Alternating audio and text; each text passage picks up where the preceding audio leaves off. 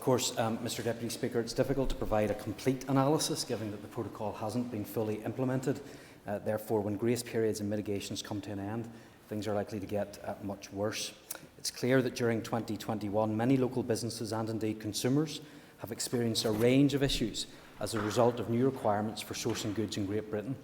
I've spoken personally to many of those businesses and have received correspondence from members across the Chamber who alert me to problems businesses in their own constituencies are facing, including members who publicly called for the full implementation of the protocol, yet privately acknowledge the damage that it is doing to our economy.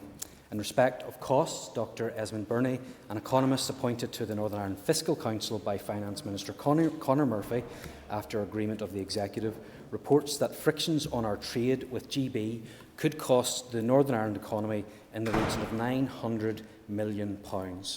Other published studies consistently point to the profound economic consequences of disrupting trade with GB. It is clear that tinkering around the edges will not cut it. We need action from the Government now and permanent and complete solutions that remove these frictions in GB to NI trade. I call DUP Minister for supplementary.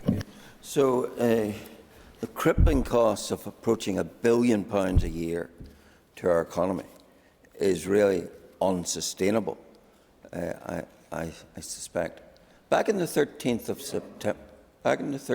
September, the Minister said this: "If there is a choice between remaining in office or implementing the protocol, then the only option for any Unionist minister would be to cease to hold such office." When is he going to make that choice?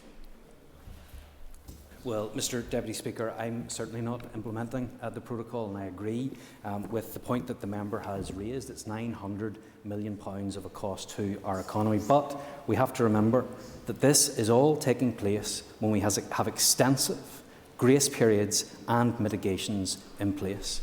Now, it is up to the Government and the EU to take action. I hope that they will. I hope that they will follow through on the concerns that they have expressed in their command paper.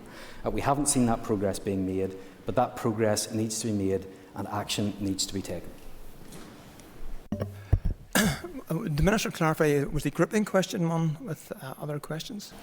Apologies, Mr Deputy Speaker. I will group questions one and one other question, I think, number 15, with your permission.